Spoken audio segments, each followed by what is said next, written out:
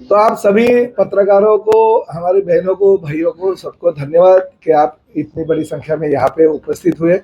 और खासकर मैं आप सभी लोगों का इसलिए धन्यवाद देना चाहता हूँ कि 2009 जिस वक्त मैं शिवसेना भारतीय जनता पार्टी युति का उम्मीदवार था, 2014 जिस वक्त शिवसेना भारतीय जनता पार्टी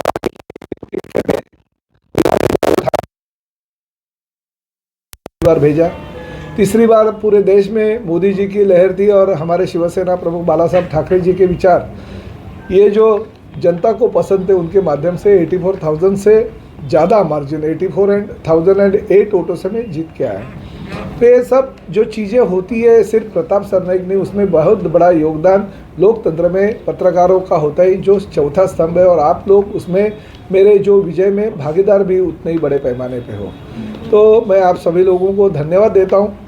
मैं आदरणीय हमारे मुख्यमंत्री एकनाथ शिंदे जी, साथ ही में हमारे उत्तर प्रदेश के मुख्यमंत्री योगी जी, और कल ही ठाणे में भारतीय जनता पार्टी के राष्ट्रीय अध्यक्ष आदरणीय जेपी नड्डा जी के हाथों से मेरा जो कॉफ़ी टेबल बुक है और मेरा जो वचननामा है उसका मैंने उनके हाथों से वो लोगों को समर्पित कर दिया।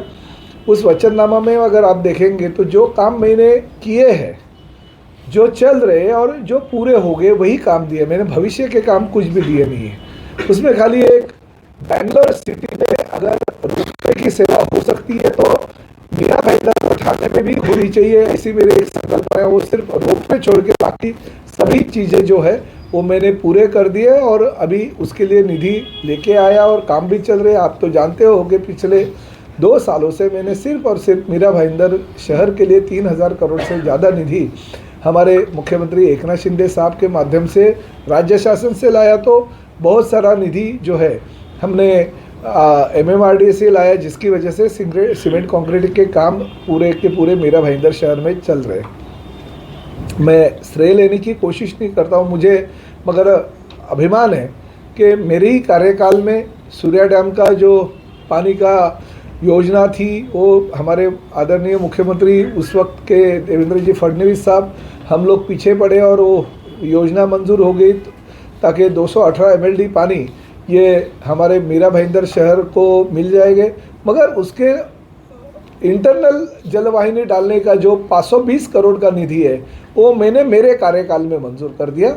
उस वक्त मुख्यमंत्री एकनाथ शिंदे जी थे और एकनाथ शिंदे जी के कार्यकाल में वो 520 करोड़ रुपए का काम मंजूर करके शहर में पूरे बड़े पैमाने पे वो जो इंटरनल पाइपलाइन घुमानी पड़ती है उसका काम शुरू हो गया।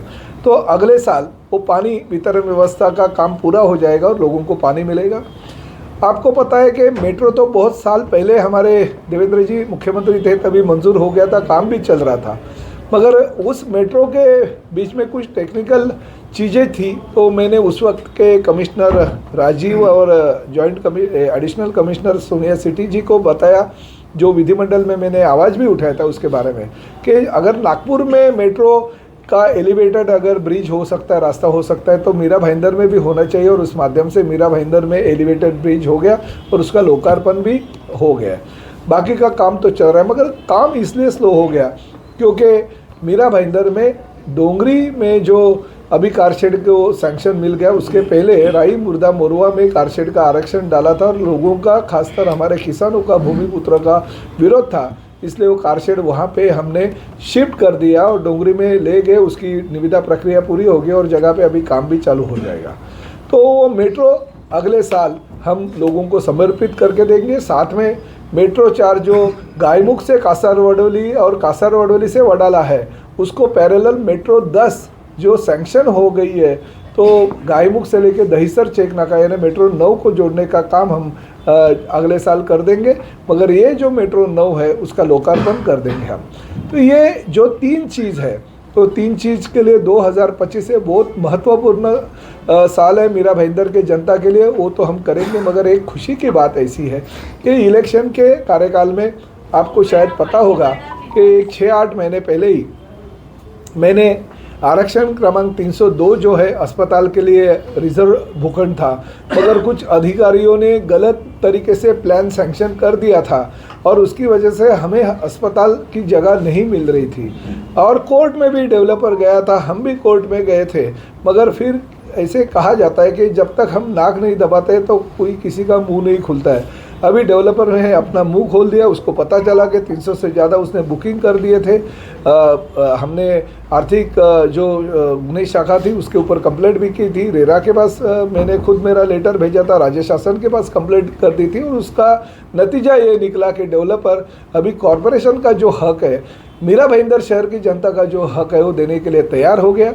यूडीसीपीआर की जो तरतूद है, राज्य शासन का जो नियम है, वो नियम के अनुसार जो प्लॉट एरिया उसमें से 40% जगह और साथ ही में जो प्लॉट एरिया रहेगा उसका 25% का कंस्ट्रक्शन ये फ्री ऑफ कॉस्ट हमको कॉरपोरेशन को बांध के देने को तैयार हो गया और उस तरह का एफिडेविट कोर्ट में डाल रहा है। और बहुत ही अच्छी तरह से अगर वो इमारत का काम जल्दी पूरा हो गया तो 500 बेड का अस्पताल मीरा भाईंदर शहर की जनता के लिए मिलेगा। जैसे Indirabai Baburao Sarnaik cashless hospital 100 bed का मिला, इसी तरह से ये कैशलेस हॉस्पिटल 500 बेड का, और उसमें साथ में हम लोग प्रोविज़न ये कर रहे हैं कि वहाँ पे डॉक्टर और नर्सेस की निवास की भी व्यवस्था होनी चाहिए ताकि डॉक्टर और नर्सेस को बाहर से आना नहीं पड़े। उसी अस्पताल के ऊपर के 4 या 3 फ्लोर पे उन लोग की रहने की व्यवस्था भी होनी चाहिए। इस तरह का हम प्लानिंग भी कर रहे हैं। तो ये चीज़ जो है मीरा भाईंदर शहर को हम देने जा रहे हैं। साथ ही में आपको पता है कि चेना रिवर फ्रंट का काम चालू हो गया, हमारे घोड़बंदर क्रीक डेवलपमेंट का काम चालू हो गया, घोड़बंदर किले का काम पूरा होकर हमने लोकार्पण किया और एडिशनल 10 करोड़ की निधि भी हमने वहाँ के लिए लेके आए। साथ ही में हमारा पहला स्काई वॉक बनने वाला है। आज तक तो पेपर में अलग अलग जगह पे स्काई वॉक की न्यूज़ सुनते थे, मगर पहला स्काई वॉक हम मना रहे हैं घोड़बंदर खाड़ी किनारा से लेके हमारा जो घोड़बंदर किला है और घोड़बंदर किले से शिवसृष्टि तक का ऐसे 900 मीटर का वो स्काई वॉक बनेगा। ग्लास का 65 करोड़ का वो स्काई वॉक है और उसकी निविदा प्रक्रिया पूरी होकर काम भी जगह पे चालू हो जाएगा। शिवसृष्टि के लिए पिछले महीने ने राज्य शासन ने मंजूर कर दिया और 54 करोड़ की शिवसृष्टि को भी सैंक्शन दे दिया। बाला साहब ठाकरे जी के नाम का जो कला दालन है उसका लोकार्पण हो गया, थोड़ा काम उसमें बाकी है, फिर भी उसका लोकार्पण हो गया। छत्रपति शिवाजी महाराज का अश्वारूढ़ पुतला का भी लोकार्पण माननीय मुख्यमंत्री जी ने किया। हमारे आनंद दिघे जी के नाम का जो मैदान है उसके बाजू का जो तालाब है वो तालाब का म्यूज़िकल फाउंटेन बहुत ज़ोर शोर से चल रहा है। हज़ारों लोग वहाँ पे आके म्यूज़िकल फाउंटेन का आनंद ले रहे हैं। तो जरीमरी तालाब के पास भी म्यूज़िकल फाउंटेन का काम पूरा हो गया, वो भी लोग देखने आ रहे हैं। ऐसे बहुत सारे विकास के काम है, जैसे लता मंगेशकर के नाम का नाट्यगृह पूरा होकर लोकार्पण हो गया और इंदिराबाई बाबूराव सरनाईक जी के नाम का जो अस्पताल है 100 बेड का, वो भी अभी बहुत ही अच्छी तरह से चल रहा है। लोगों को बहुत सुविधा उसके माध्यम से मिल रही है। सभी समाज भवन के काम चल रहे हैं। बहुत सारे ऐसे प्रकल्प है, रास्ते जो सीमेंट कंक्रीट के हैं वो भी काम चल रहे हैं। तो अगला साल 2025 ये मैं मीरा भाईंदर शहर का ये जनता के लिए समर्पित करना चाहता हूँ कि वो 1 साल में मीरा भाईंदर के जनता को मेट्रो और साथ ही में यह अस्पताल का काम चालू हो जाएगा और पानी की जो समस्या है वो उससे मुक्ति देने के लिए ये 218 MLD पानी की योजना जो है लोगों तक मैं कार्यान्वित कर दूँगा।